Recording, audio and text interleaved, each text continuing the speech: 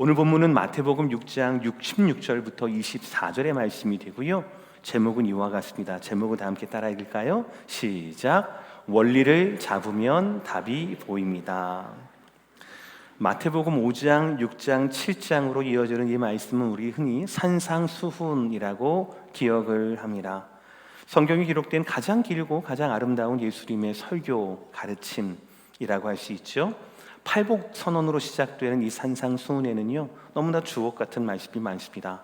주기도문, 황금률 등 참으로 아름답고 경이로운 이 말씀은 세상 어디에서 들을 수 없는 그런 말씀이 되지요. 그래서 어떤 분은 이 산상수훈을 보고 수백 개의 보석으로 꾸며진 왕관이라고까지 말씀을 합니다.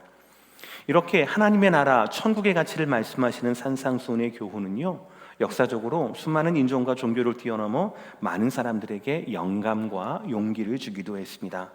인도의 성자라고 불리는 또 동시에 철저한 힌두교도였던 마하트마 간디, 그분이 전개했던 비폭력 무저항 운동의 배경에는 산상수훈에서 배웠던 감동이 있었다라고 그의 자서전에 말하고 있습니다. 이렇게 말하고 있습니다. 신약 성경을 읽기 시작하면서부터 새로운 감명을 받았는데 특히 산상수훈이 나의 가슴을 파고들었다라고 자서전에서 이야기합니다. 우리 이런 위인들의 자서전에는 흔히 그냥 예의상, 그리고 영국식 서구식 교육을 받은 변호사였으니까 산상수훈이 워낙에 유명하니까 그렇게 말을 해 주었겠지라고 우리는 치부할 수 있지만 사실은 그렇지 않았던 것 같아요.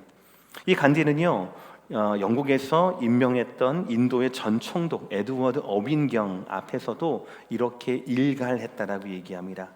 귀하의 나라 영국과 나의 나라 이 인도가 산상수훈에 나와 있는 예수님의 가르침을 따른다라면 우리는 우리의 양국 문제뿐 아니라 전 세계의 어떤 문제도 해결할 수 있을 것입니다 라고 꼬집었다라고 이야기를 해요. 여러분, 영국이 어떤 나라입니까?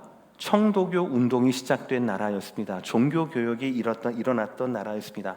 찰스 웨슬리의 나라이고요, 우리가 너무나 익숙하고 있는 웨스트민스터 신앙 고백이 이루어진 나라가 바로 영국이라는 나라입니다. 그러나 간디가 지적했듯이 당시 영국은, 인도를 대하던 영국은 힘과 폭력, 권력으로 찍어 누리고 수탈하고 지배하려 했던 어느 제국들과 다를 바가 없었다라는 것이죠. 간디는 말합니다. 너희가 그렇게 믿고 따르는 예수님의 산상수훈의 가르침과 지금 나의 조국 인도를 대하고 있는 너희의 태도는 분명히 다르지 않는가라는 것입니다. 영국의 위선을 지적하는 비판하는 할 말 없게 만드는 비판이기도 하지요. 신앙의 위선, 이것은 알고 모르고의 문제가 아닙니다. 모른다라면 위선할 수가 없습니다. 외식할 수가 없습니다. 행함의 문제입니다. 그리고 저와 여러분이 뼈아프게 다가오는 것은 이 위선이라고 하는 것은 신앙생활을 오래 하면 오래 할수록 오래한 신앙인들, 신자들의 이 마음에 무겁게 들어 앉아 있는 문제이기도 합니다. 하나님의 시선이 아니라 사람들의 눈을 의식하고요, 하나님의 손이 아니라 사람의 손길을 기대하는 것, 그것이 바로 위선이지요. 이 위선을 해결하는 답을 찾기는 무척이나 어렵습니다. 하나님에 대한 신앙 고백, 영국의 신앙 고백과 그리고 인도에 대한 영국의 정책이 이렇게 다른 이유, 할 말 없게 만드는 이유이기도 합니다. 쉽지 않아요. 그러나 우리는 그 답을 찾아야 합니다. 왜냐하면 오늘 본문에서 마태복음 6장부터 오늘 24절까지의 본문에서 예수님께서 말씀의 흐름을 그렇게 이끌어가고 계시기 때문에 그렇습니다. 오늘 예수님께서는 산상수훈 중에서 마태복음 6장 외식에 대한 가르침으로 시작을 합니다. 그리고 두 가지의 영적 원리를 우리에게 말씀해 주시고요, 그 결론곡으로 결국 너희는 하나님 한 분만을 주인으로 섬기는 삶을 선택해야 한다라고 우리에게 말씀하고 계시다라는 사실이죠.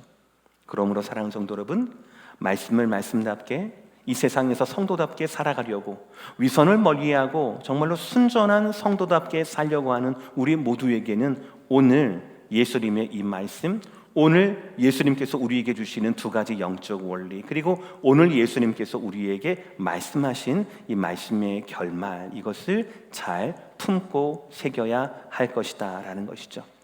첫 번째 영적 원리는 이것입니다. 하나님과 우리와의 수직적인 관계, 바로 관계의 원리가 있다라는 것이죠. 오늘 본문입니다. 16절의 말씀 다 함께 읽겠습니다. 시작. 금식할 때에 너희는 외식하는 자들과 같이 슬픈 기색을 보이지 말라. 그들은 금식하는 것을 사람에게 보이려고 얼굴을 흉하게 하느니라. 내가 진실로 너희에게 이르노니 그들은 자기 상을 이미 받았느니라.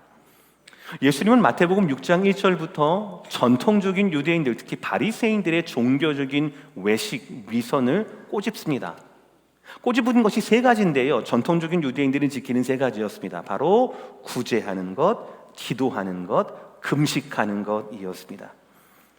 먼저 주님은 구제에 대해서 이렇게 말씀합니다. 은밀하게 구제해라. 하나님께서, 아버지께서 갚으실 것이다. 이것이 6장 4절의 말씀이에요. 기도에 대해서도 마찬가지입니다. 너는 골방에 들어가서 은밀하게 기도해라. 아버지께서 갚아주실 것이다. 6장 6절의 말씀입니다. 기도에 대해서 말씀하시고 난 다음에 가르쳐준 기도에 대한 표준이 바로 주기도문이었습니다. 이렇듯 구제와 기도 가운데 가장 눈에 띄는 것은 두 가지 단어입니다. 모두 다 똑같아요. 사실은 금식도 마찬가지입니다. 한 가지는 바로 뭐냐면 은밀한 중에 은밀함이에요. 두 번째는 하나님을 아버지라고 칭한다라는 사실이에요. 은밀함과 아버지라는 거죠. 단어는 두 가지인데 메시지는 하나입니다. 바로 무엇이냐? 네가 구제하고 기도하고 금식을 하든 무엇을 하든 그 대상인 하나님을 너의 아버지로 믿는다라고 하면 은밀한 중에 구제해도 기도해도 금식해도 아무 상관없어. 아버지이신 하나님이 그것을 아시고 보시고 너에게 갚아주실 것이야 라는 말씀이 되는 거지요.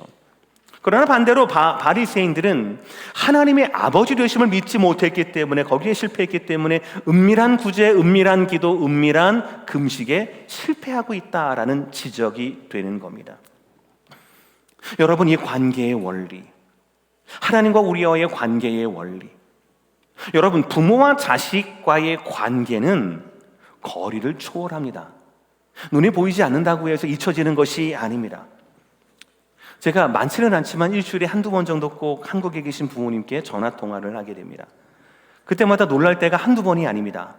제가 따로 제 고민이나 문제를 말씀드리지 못하죠, 당연히. 말씀드리지 않는데도 불구하고 지구 반대편의 부모님은 제 마음을 너무나 잘 아시는 거예요. 제가 무엇 때문에 이 고비를 못 넘기고 있는지, 무엇 때문에 제가 지금 고민하고 있는지를 너무나 잘 아시는 겁니다. 그래서 저에게 정말 필요한 말씀을 미리 해주실 때가 너무나 많아요. 참 신기하기도 하고 감사하기도 하지만 어떨 때는 무서울 정도로 참 신비하기도 합니다. 모르죠, 뭐 집사람이 따로 얘기하는지는 모르겠지만, 그건 잘 모르겠지만 그럴 때 그런 것을 느낄 때가 한두 번이 아니에요. 왜 그렇습니까? 관계 때문에 그렇습니다. 그것이 바로 관계의 신비예요.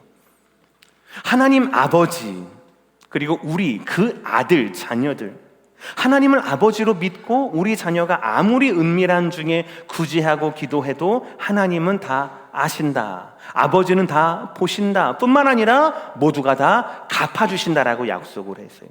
이것이 바로 하나님과 우리 사이의 관계의 수직 원리입니다. 우리가 하나님의 아버지 되심을 믿고 구제하고 기도하고 금식할 때라면은 우리는 사람을 의식하지 않아도 되고요, 본전을 생각하지 않아도 된다라는 것이에요. 내가 이만큼 도와줬는데 너는 왜 나를 안 도와줘? 내가 너를 위해서 이만큼 기도했는데 너 나한테 그런 말 할 수 있어? 이런 이야기나 이런 선호함이 있을 수가 없다라는 사실이죠. 그리고 그 마지막 금식에 대해서도 진정한 금식은 이런 것이다 라고 주님은 이렇게 가르치십니다. 17절 18절의 말씀이에요. 제가 했습니다. 하이라이트는 같이 읽으세요. 시작. 너는 금식할 때에 머리를 바르고 머리에 기름을 바르고 얼굴을 씻으라. 이는 금식하는 자로 사람에게 보이지 않고, 다 함께 시작. 오직 은밀한 중에 계신 내 아버지께 보이게 하려 하람이라. 은밀한 중에 보이시는 내 아버지께서 갚으시리라. 똑같아요. 마태복음 6장부터 지금까지 읽어보십시오. 그것이 구제이든 기도이든 금식이든 은밀한 중에 해라 라고 말씀하시고 하나님을 아버지라고 말합니다. 은밀함과 아버지, 은밀함과 아버지, 아버지의 관계를 우리가 붙잡는다라면 은밀하든 말든 그것은 우리에게 두려울 것이 없다. 혼자 될 것을 두려워하지 말아라. 사람의 눈을 의식하지 말아라. 박수 맞지 못하더라도 서운해하지 말라라는 말씀이 오늘의 말씀이 되는 거예요.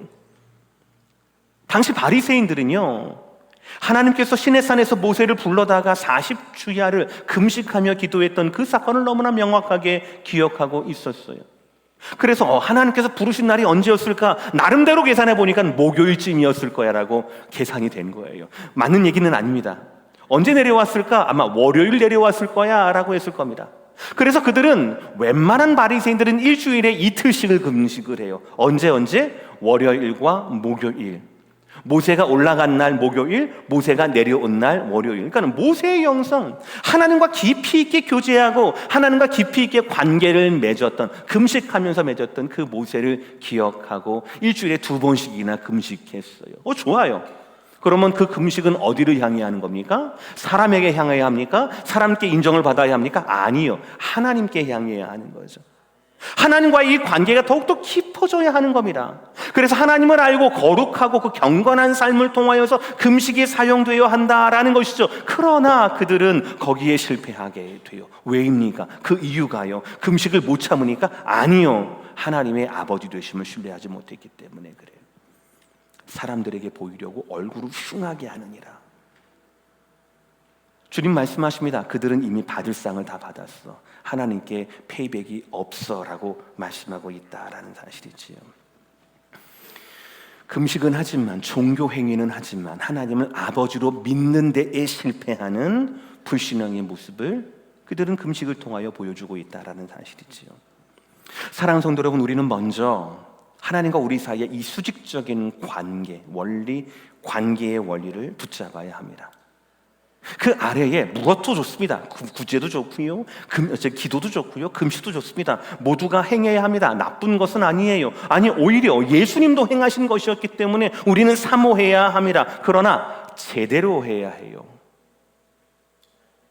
24시간 무두 마시지 말라, 그게 아니에요.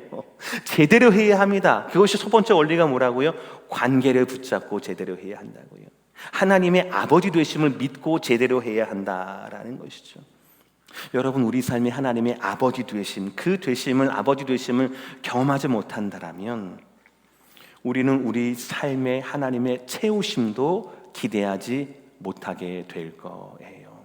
그 원리입니다. 여러분 기억하십시오. 여러분의 구제와 기도와 금식, 그 무엇이든지 간에 그것을 보시는 분도 하나님이시고 그것을 들으시는 분도 하나님이시고 그것을 갚아주실 분도 오직 한 분, 누구시라고요? 우리의 아버지이신 하나님이라는 겁니다. 무엇을 하든지 하나님의 눈 아래에서 그 관계를 붙잡고 행하시는, 갚으시는 주님을 기대할 수 있는 저와 여러분 되시기를 주의 이름으로 축복합니다. 두 번째 원리는 우리의 수평적인 원리입니다. 바로 우선순위의 원리가 있어요. 18절까지가 하나님과 우리 사이의 수직적인 관계, 수직적인 원리를 말한다면 19절부터 24절까지는 수평적인 관계, 관점에서의 원리를 말씀하고 있어요. 그러나 이것이 사실은 메시지는 똑같습니다.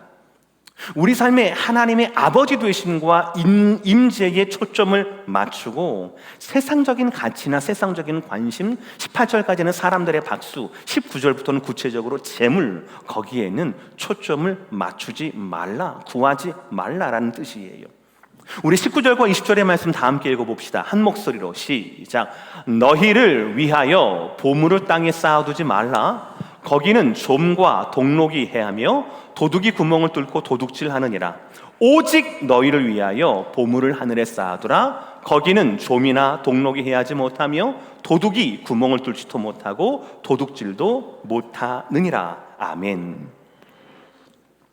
신기한 것 하나 알려드릴까요? 19절 보세요. 19절 말씀에도 20절 말씀에도 무엇으로 시작합니까? 너희를 위하여 라고 말씀합니다. 너희를 위하여, 너희가 소중히 여기는 보물을 19절은 뭐라고요? 땅에 쌓아두지 말라. 너희를 위하여. 20절의 말씀 뭐예요? 오직 너희를 위하여 보물을 하늘에 쌓아두라 라는 말씀이 되는 거예요. 우리는 겉으로 보면은 선택할 수가 있는 거예요. 19절의 말씀처럼 우리는 땅에 보물을 쌓아둘 수 있고요, 20절의 말씀처럼 우리는 하늘의 보물을 쌓아둘 수 있습니다. 그리고 21절 결론격입니다. 다 함께 시작. 내 보물 있는 그 곳에는 내 마음도 있느니라. 할렐루야. 너무나 익숙한 말씀이시죠. 근데 잘 보셔야 합니다. 반대가 아니에요. 마음이 있는 곳에 내 보물도 있다라는 말씀이 아니에요. 보물이 있는 곳에 내 마음이 있다라는 겁니다. 우리는 선택할 수 있습니다. 19절의 말씀처럼 땅에 묻을 수도 있고요. 20절의 말씀처럼 하늘에다가 둘 수도 있다라는 겁니다. 선택할 수 있어요. 그러나 그 결과 어디에 보물에 있는지에 따라서 내 마음이 증명된다라는 사실이에요. 우리는 흔히 힘이 없고 약해지거나 좀 물러서고 싶을 때 우리는 입버릇처럼 하는 이야기가 뭡니까? 마음은 원이로되 왜 웃으세요? 마음은 원이로되 육신이 약하여. 우리는 이런 얘기를 참 많이 해요. 그런데 만약에 말씀이 내 마음이 있는 곳에 보물도 있다라는 말씀이면 그게 좀 이해가 돼요. 마음이 원하는 거니까. 마음은 하고 싶은데 몸은 못한다라는 거 아닙니까? 근데 마음이 여기 있으니까 하나님 내 마음을 봐주세요. 내 중심을 봐주세요. 이게 되는 거예요. 말이 되는, 메이크 센스가 되는 거예요. 근데 예수님께서 외식을 지적하면서 뭐라고 말씀하세요? 마음이 있는 곳에 보물이 있다라고 말씀합니까? 아니면 보물이 있는 곳에 마음이 있다라고 말씀하는 겁니까? 21절 읽으세요. 시작. 우리의 마음을 하나님 앞에 증명해야 되는 거예요. 19절처럼 땅에 묻을 수도 있고 20절처럼 하늘에 둘 수도 있습니다. 그러나 그곳이 내 마음에 있는 것이라고 하는 것, 그곳이 내가 가치를 두는 그곳에 내 마음도 같이 있다라는 것을 우리는 인정할 줄 알아야 한다. 주님은 그것을 보신다라는 말씀이지요. 당시 유대인들에게 굉장히 큰 재산이 있었다라고 합니다. 물론 돈도 있었겠지만 의복, 옷과 보물이라고 얘기해요. 의복이 무슨 보물인가요? 명품도 있었나요? 그게 아니고요. 이 의복 자체가 너무나 귀했대요. 그래서 가난한 사람들조차도 이 의복은 아버지에서 아들로 이렇게 이어올 정도로, 갑옷처럼 이어올 정도로, 그래야만 이렇게 입을 정도로, 살 수 있을 정도로 그렇게 귀한 물건이었다라고 얘기해요. 그리고 보물, 귀금속은 주로 아마 부자들의 소유였겠죠. 그래서 그들은 가장 소중한 이 옷을 보관하고 보호하고 그리고 또 보물을 보관하기 위해서 창고에 겹겹이 이렇게 포장을 해서 보관을 하거나 아니면 귀금속을 도둑맞지 않기 위해서 어느 나무나 자기가 아는 그 땅 아래에 감추어 두었다라고 이야기를 합니다. 그러나 아무리 꽁꽁 싼다 하더라도, 아무리 노력한다 하더라도, 아무리 남이 모르는 곳에 둔다 하더라도 세월이 흐르게 되면 어떻게 됩니까? 땅에 쌓아둔 보물은, 그 옷은 어떻게 돼요? 좀이 먹고 벌레가 먹고 언젠가는 도둑이 들기 마련이다라는 사실이에요. 그러니까 땅에 아무리 값진 것을 둔다 하더라도 이것은 결국 로스 처리밖에 안 된다라는 것이죠.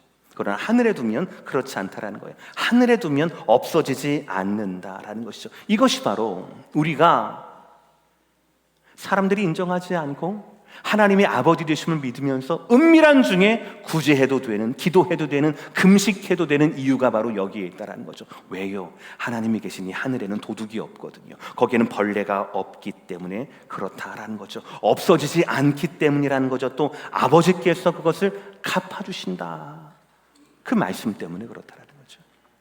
여러분, 초대교회 성도들을 떠올리시길 바랍니다. 그들이 성령을 받았습니다. 성령으로 충만해졌습니다. 그랬더니 제일 처음에 한 것이 무엇이었습니까? 자기의 소유를 팔았어요. 자기의 소유를 팔았습니다. 그리고 사도들의 발 앞에 두었습니다. 두 가지예요. 하늘의 가치를 깨닫게 되고 난 다음에 하늘의 가치에다가 내 모든 재물을 둔 거예요. 결단입니다. 그리고 위임입니다. 따라합시다. 결단과, 좀 더 크게, 결단과 위임, 이것을 그들이 했어요. 그것을 믿는 자들이 했어요. 재물에 대한 소유를 땅이 아니라, 자기가 아니라 하늘에 두기를 결단했습니다. 그리고 중요한 건 바로 뭐냐면 이 모든 재물에 대한 의지, 어디에 쓰면 좋겠다, 어디에 쓰면 좋겠다라고 하는 재물에 대한 의지 있잖아요. 의지도 사도들의 발 앞에 다 위임했다라는 사실이에요. 너무나 중요한 겁니다. 우리의 헌신과 우리의 헌금, 이 모든 우리의 하나님께 드리는 이 모든 행위는 이 두 가지가 있어야 합니다. 결단과 위임이 있어야 됩니다. 결단만은 안 돼요. 많은 분들이 결단은 가능해요. 이렇게 하리라, 드리리라 하고 난 다음에 위임하지 못하는 경우가 너무나 많습니다. 여러 가지 이유가 있겠죠. 2000년 전으로 잠깐 가볼까요, 여러분들? 처음에 사도행전 보면 그 사도들이 다 누굽니까? 어부예요. 가난한 사람이었습니다. 평생 동안 이만한 헌금이나 돈을 만져본지 못했던 사람이에요. 재정 운영을 하지 못했던 사람이에요. 그 사람들이 예수님도 없겠다. 만약에 사사로운 이익과 사사로운 유혹을 이기지 못해서 손댄다라면 그거 누가 책임질 거예요? 그런 생각 못 하겠습니까? 그럼에도 불구하고 그들은 개인적으로 결단했습니다. 자신의 재물과 자신의 우선순위를 땅이 아니라 하늘에 두기로 결단을 했고요. 그리고 그것을 결단했을 뿐 아니라 사도들에게, 가난한 이력밖에 없었던 그 사도들에게 다 위임을 했다라는 사실이에요. 왜요? 누가 아버지이니까요. 하나님이 아버지이시니까요. 누가 보시니까요? 하나님이 보시니까요. 누가 갚아주시니까요? 아버지이신 하나님이 갚아주신다라는 그 믿음이 있었기 때문에, 하나님 아버지에 대한 우선순위가 분명했기 때문에 그들은 결단할 수 있었고 그들은 위임할 수 있었다라는 사실입니다. 결론, 사도행전 4장 32절 시작. 믿는 무리가 한 마음과 한 뜻이 되어 모든 물건을 서로 통용하고 자기 재물을 조금이라도 자기 것이라 하는 이가 하나도 없더라. 할렐루야. 믿는 자들은 이렇게 하늘의 가치를 둡니다. 믿는 자들은 이렇게 자기 소유에 대해서 결단하고 위임합니다. 이 결단하고 위임하는 이 모습은요, 소유, 탐욕을 내세워서 재물을 보물되게 하려는 사단의 책략, 사단의 무기를 깨뜨리는 신앙의 행위라는 것이에요. 사랑하는 성도 여러분, 거듭 말씀드립니다. 19절의 말씀처럼 땅의 보물을 쌓아두는 것도 그 시작이 우리를 위하여요. 20절의 말씀처럼 하늘의 보물을 쌓아두는 것도 또 우리를 위하여입니다. 우리는 선택해야 합니다. 진정 나를 위한 것이 무엇인지를 선택해야 합니다. 우선순위를 분명히 해야 합니다. 주님 말씀하세요. 땅이 아니라 하늘이다 라고 말씀하십니다. 하늘의 보물 창고를 두고 하늘에 우리의 보물을 쌓아야 한다. 사도행전의 역사처럼, 그 성도들처럼 오히려 소유하려고, 가지려고 하지 말고 흩어서 구제하고 선한 사업을 위하여 쓰기를 즐겨해야 한다라는 사실이에요. 하나님을 아버지로 믿는 그 관계의 원리가 없다라면 하나님의 가치를 우선순위 두는 두 번째 우선순위의 원리도 우리는 붙잡지 못할 것입니다. 그러니 사랑하는 성도 여러분, 하나님을 아버지로 모시는 관계의 원리가 여러분의 삶에, 여러분의 영혼에 새겨지게 되기를 주의 이름으로 축복합니다. 그리고 나서 여러분의 모든 관심과 여러분의 그 마음이 하나님께 올려다 드릴 수 있는 저와 여러분의 우선순위의 원리가 적용되는 삶이 되시기를 다시 한번 주의 이름으로 축복합니다. 이 두 가지 원리를 가졌다라면 우리는 이렇게 할 수 있습니다. 세 번째 대지입니다. 시작. 제대로 보고 온전히 섬기십시오. 예수님 분명히 쭉 이어지는 설교였는데 갑자기 재물에 대한 말씀을 하시더니 그 다음에 눈에 대해서 말씀하시는 거예요. 22절의 말씀 다 함께 시작. 눈은 몸의 등불이니 그러므로 내 눈이 성하면 온몸이 밝을 것이요.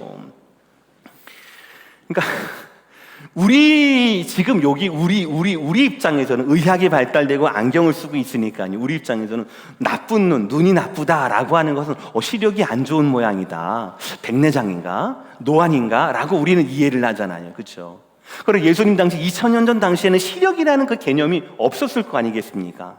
눈이 좋은 사람은 그냥 똑바로 봤을 것이고 눈이 별로 안 좋은 사람은 눈을 찌푸리면서 봤을 것이고 그 정도였겠죠. 그러니까 성경에서 눈이 나쁘면이라는 건 바로 뭐냐면 이 눈이 뭐 시력이 좋다 나쁘다, 의학적으로 좋다 나쁘다가 아니라 이 나쁜 눈이라고 하는 건 바로 뭐냐면 탐욕에 가득한 눈을 말하는 거예요. 탐욕에 가득한 눈. 내가 뭘 더 가질 수 있을까? 뭘 좀 더 뺏을 수 있을까라는 그 탐욕에 가득한 눈. 그래서 고대 근동 아시아에서는요, 이런 탐욕에, 나쁜 눈은 바로 탐욕에 가득한 눈을 얘기하는 거예요. 근데 예수님께서 22절에 눈이 성하면, 온전하면, 이 성하면이라는 뜻은 바로 뭐냐, 이렇게 불순물이 없는 눈, 탐욕이 없는 눈을 말하는 겁니다. 그 탐욕이 없는 눈은 이웃에게 베푸는 인생이 될 것이고, 반대로 나쁜 눈, 욕망에 사로잡힌 눈은요, 그 인생이 어두울 것이다 라고 말씀하고 있어요. 23절 말씀 시작. 눈이 나쁘면 온몸이 어두울 것이니 그러므로 내게 있는 빛이 어두우면 그 어두움이 얼마나 더하겠느냐. 그렇습니다. 22절의 말씀처럼 눈은 마음의 등불이에요. 눈은 우리 몸 중에 제일 약한데 제일 중요한 기관이에요. 저도 설교를 준비하면서 알았는데요. 우리가 딱 의식이 있고 난 다음에 감각하는 것, 느끼는 것 있잖아요. 우리 뭐 보고 듣고 뭐 이런 모든 것들 중에서 감각의 80%가 눈을 통해서 들어온다라고 이야기를 합니다. 그렇죠? 눈을 통해서 들어온다라고 얘기해요. 그리고 우리가 깨어있다라고 하는 것은 바로 뭐냐면 눈이 구실을 하고 있다라는 뜻이기도 합니다. 끊임없이 깜빡이고 움직이고 빛을 받아들이지요. 보니까 왕성한 사람 같은 경우는 하루에 2만 번 깜빡인데요, 눈이. 그리고 10만 번 눈 주위, 안구 주위에 있는 근육들이 하루에 그렇게 움직인다라고 이야기를 합니다. 저한테 윙크 한번 해주시겠습니까? 2만 한 번이에요, 그게. 엄청난 거예요. 그 무슨 말이에요? 2만 번, 10만 번이라고 했으니까 봐야 할 때 보지 못한다면 우리 몸이 큰 어려움에 빠진다라는 것이죠. 운전하시는 분들은 잘 아실 거 아니에요. 우리의 생활과 우리의 건강 중에서 눈의 중요성은 아무리 강조해도 지나치지 않는 것이죠. 결론은 뭡니까? 제대로 봐야 온전히 살 수 있다라는 거예요. 따라합시다. 제대로 봐야 온전히 살 수 있습니다. 여러분, 오늘 말씀의 흐름에서 우리가 뭘 봐야 하는 겁니까? 돌뿌리를 봐야 합니까? 물을 봐야 합니까? 어디에 돈이 될까? 그거를 바라봐야 합니까? 아니에요. 누가 주인인가? 내 기도, 내 구제, 내 금식을 누가 보고 계신가? 내 가치를, 내 마음을 땅에 둬야 할 것인가? 하늘에 둬야 할 것인가? 그 하늘 창고의 주인이 누구이신가? 진정한 주인이 누구인가라는 말씀이 되는 거죠. 24절의 말씀 시작. 한 사람이 두 주인을 섬기지 못할 것이니 혹 이를 미워하고 저를 사랑하거나 혹 이를 중히 여기고 저를 경히 여김이라. 시작. 너희가 하나님과 재물을 겸하여 섬기지 못하느니라. 아멘. 사랑하는 성도 여러분, 여러분에게 이 말씀 자체가 제 설교가 아니고요, 이 말씀 자체가 여러분의 영혼에 지워지지 않게 새겨지게 되기를 주의 이름으로 축복합니다. 그리고 촉구합니다. 축복을 넘어서 목사로서 촉구합니다. 우리 신앙생활의 비극, 가장 큰 위험은 바로 뭐냐면 말씀을 말씀대로 듣지 않을 때, 받아들이지 않을 때입니다. 말씀을 내 필요대로 왜곡하는 것, 거기에서 위험이 나옵니다. 우리 모두는 어떻게 하든 두 주인을 적정하게 섬기려고 애를 써요. 오늘 말씀에서 나오는 땅의 재물, 하늘의 재물, 즉 하나님과 재물, 이 두 주인이, 누구든지 주인이 될 수 있는데 이 두 주인을 우리는 적당하게 섬기려고 애쓰고 있습니다. 그것이 그리고 잘 될 때, 아니 잘 돼 보일 때 우리는 그것을 지혜로운 삶이라고 칭찬까지 하게 돼 있어요. 그러나 예수는 그렇게 말씀하고 있지 않습니다. 뭐라고 하십니까? 하나님과 재물 사이에 두 주인을 같이 섬기는 것은 본질적으로 불가능하다라고 말씀을 하세요. 그래서는 안 된다라고 말씀합니다. 왜입니까? 혹 이를 미워하고 저를 사랑하거나 혹 이를 중히 여기고 저를 경히, 즉 무겁게 여기거나 저거를 가볍게 여길 수 있다라는 이 시소예요, 시소. 주인이 둘일 때는 한쪽의 전적인 충성과 전적인 헌신이 불가능하다라는 사실이죠. 하나님을 아버지로 부르고 믿고 있으면서 어떻게 재물을 바라보고 기대할 수 있겠는가라는 말씀이 되는 것이지요. 하나님을 주인으로 섬기는 삶과 재물을 주인으로 섬기는 삶은 전적으로 대조적이에요. 하나님을 주인으로 섬긴다라면, 잘 들으세요, 우리는 남을 위한 삶을 살아야 합니다. 다른 사람을 위해서 살아야 합니다. 남들이 알아주지 않아도 그 사람을 위해서 은밀한 중에 그 사람을 도와야 합니다. 그 사람을 위해서 기도해야 합니다. 혹은 그 사람을 위해서 금식까지 할 줄 알아야 합니다. 하나님을 아버지로 알고 섬기고 하나님을 기대해야 합니다. 하나님을 위해서, 그 가치를 위해서, 그 영혼을 위해서 내 재물과 내 시간을 다른 일을 위해서 섬길 줄 알아야 한다라는 것이죠. 그것이 하나님을 아버지로, 하나님을 주인으로 믿고 붙드는 자의 삶이고 하늘의 보물을 쌓는 삶이 바로 그런 삶이라는 것입니다. 아멘 하시길 바랍니다. 반면 재물을 주인으로 둔다라고 하면 완전히 그 반대입니다. 재물을 주인으로 한다라고 하는 것은 이기적인 삶을 요청합니다. 일단은 남들이 알아봐 줘야 해요. 드러나야 합니다. 박수를 구하는 구제, 사람들이 인정하는 기도와 금식, 이것은 하나님을 주인으로 삼는 전적인 충성이 아니다라는 말씀이 오늘의 말씀이라는 거예요. 오늘 말씀 마무리합니다. 사랑하는 성도 여러분, 먼저 관계의 원리를 붙잡으십시오. 하나님을 아버지로 믿고 신뢰한다라면 사람의 시선이 아니라 하나님의 말씀이 저와 여러분의 신앙의 기준이 되어야 할 것입니다. 은밀한 중에 행하는 구제와 기도와 금식이 더 이상 외롭거나 두렵지 않을 것입니다. 또한 우선순위의 원리를 붙잡으시길 바랍니다. 땅의 가치를 둘 것인지 아니면 하늘의 가치를 둘 것인지를 결정하십시오. 무엇이 진정으로 여러분을 위한 일인지를 분별하시기를 바랍니다. 그렇다고 전부를 팔거나 전부를 드리라는 말씀은 아니에요. 주님도 그렇게 말씀하지 않으셨고, 그리고 또 사도행전의 전통도 그렇게 말씀하고 있지 않습니다. 다만 우리의 소유와 우리의 재물, 이 모든 것들을 포함한 여러분의 삶의 우선순위를 하나님께 드리라는 그런 말씀이에요. 우리 모두에게는 시간의 우선순위를 성수주일로 하나님께 드리라, 증명하라는 것이고요. 우리 모두에게 저마다 있겠지만 그 있는 우리의 물질과 소유에 대해서도 11조를 통하여서 그 우선순위를 하나님께 드리라라는 말씀이 되는 겁니다. 믿는 자들의 마음은 모두가 다 하늘에 있었어요. 그리고 하늘에 있는 것을 결단하고 그것을 위임했습니다. 그리고 성도들은, 그리고 제자들은 항상 거기에서 답을 얻었어요. 관계의 원리, 우선순위의 원리, 이것을 붙잡은 사람은 마지막으로 하나님 나라를 제대로 볼 수가 있게 됩니다.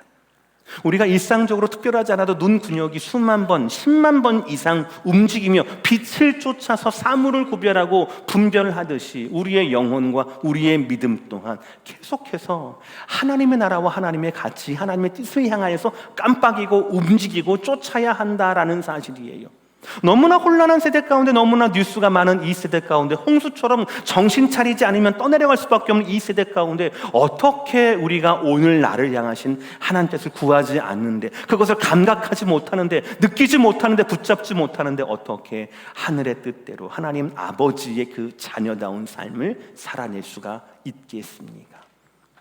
제대로 봐야 온전히 살 수 있다라고 하는 오늘의 이 마지막 말씀을 여러분 마음에 새기시고, 하나님의 아버지 되심과 하늘나라의 여러분의 모든 소유와 재물을 놓고 결단하고 위임하는 것, 이것들에 여러분의 마음이, 여러분의 영혼이, 여러분의 발길이 함께 하시게 되기를 주의 이름으로 축복합니다. 기도하겠습니다.